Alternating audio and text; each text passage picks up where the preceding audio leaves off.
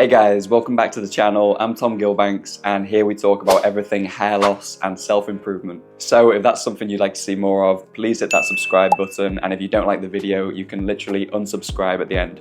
Thanks guys.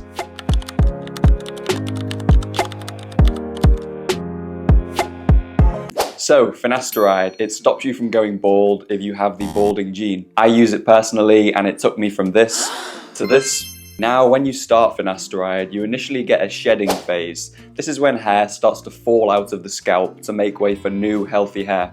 Usually this happens within the first few months of starting the treatment, but there's a general consensus out there that this initial shed is a one and done type deal. Like you just shed this hair and then boom, everything is long, luscious, smooth sailing hair growth from now on.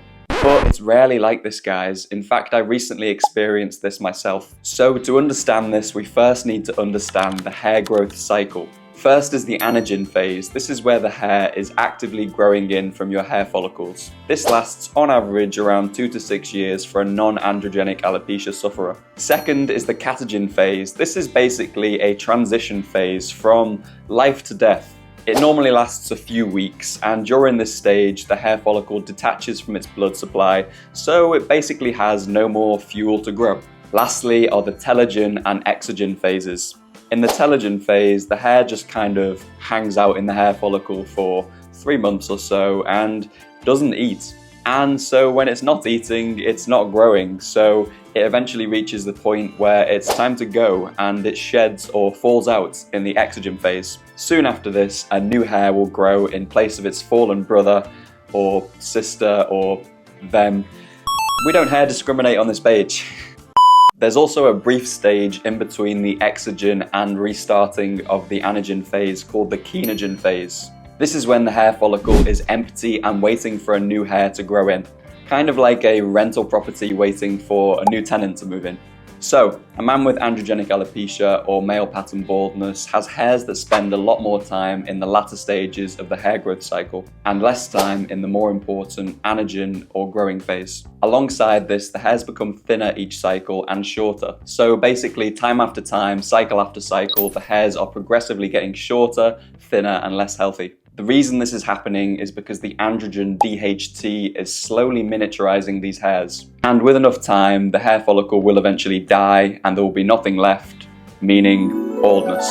This was described as stepwise follicular miniaturization in the article Male Androgenic Alopecia. Now, what Finasteride does is basically blocks the enzyme that converts testosterone into DHT. This means that it can no longer bully the hair follicles into an early death. However, in order to brew up these thick, silky new hairs, all of the measly, wispy little hairs that are sat in the flat currently need to be kicked out so the new tenants can move in. By the flat, I am of course referring to the hair follicle. So this drop in DHT basically signals that it's time to start producing new healthy hair, which in turn causes all of the hairs that are currently in the resting phase to prematurely shed to make room for the new hair, which is something that a lot of guys when starting treatment have to battle through, including myself, because you do look a bit rubbish for a bit. And this really depends on the person. You could have a massive shed at the start of the treatment because you have a ton of hairs in the resting phase, or you could be someone that doesn't have that many in the resting phase and so don't get a massive shed. But sometimes you've got to break a few eggs to make an omelette, boys. And honestly, the more hair you shed is probably the better because it ultimately means more hair is probably on the way.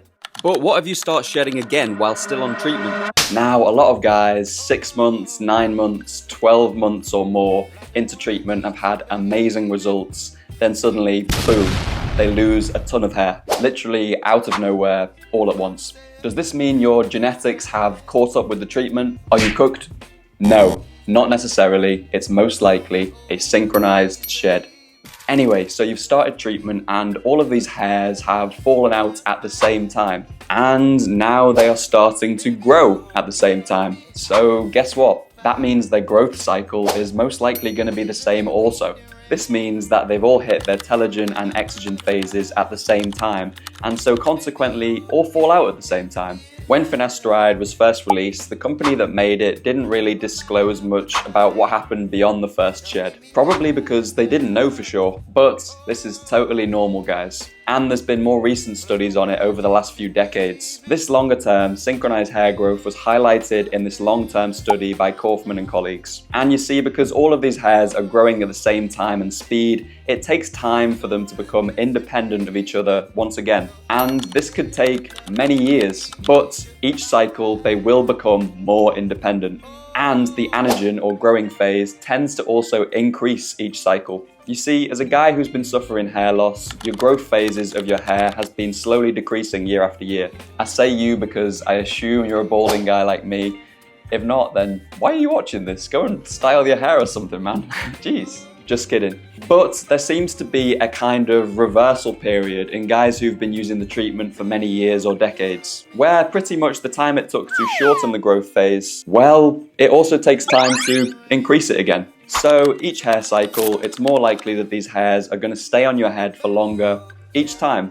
Now, this happened to me not too long ago. When I first started treatment, I had an awful first shed and lost a ton of density. But I also responded really well to treatment and had great results by 9 months. However, 1 year in, I started shedding tons again. But thankfully, I had made quite a lot of progress, so aesthetically, it didn't look too bad. One thing I did notice though is with my second shed, the hairs that were actually falling out were a lot thicker than the initial hairs I shed, which were super thin and wispy. So, the important question, what did I do about it?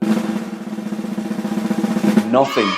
I just stayed on treatment, stayed consistent, and stayed patient. It's not a quick fix. There's going to be ups, there's going to be downs. It's not a linear journey. So yeah, it sucks to see all of your progress, if you've had good results, seemingly crumble into your shower basin when you're washing your hair. But just remember guys, you are literally doing the best thing that you possibly can for your hair loss by being on the most science-backed treatments that we have for male hair loss. Tons of guys actually end up giving up at this point, which is literally tragic, as the treatment is working for them and then they just throw it all away before that one spin where they hit generational wealth. So don't panic guys, relax and stay patient. Now, the only situation where you might want to look into changing your hair loss prevention protocol is if you've had no results on 4+ years of finasteride and maybe even seen a little bit of regression, in which case maybe you'd want to talk to your doctor about switching to dutasteride. But yeah guys, I hope this covered a lot of the questions, fears, anxieties that I get asked on my Instagram and TikTok very often. And I hope it calms a lot of you guys down, because shedding seems to be the #1 thing that makes people freak out on hair loss treatment. So guys, please do like this video and share it with a friend who you think it might help.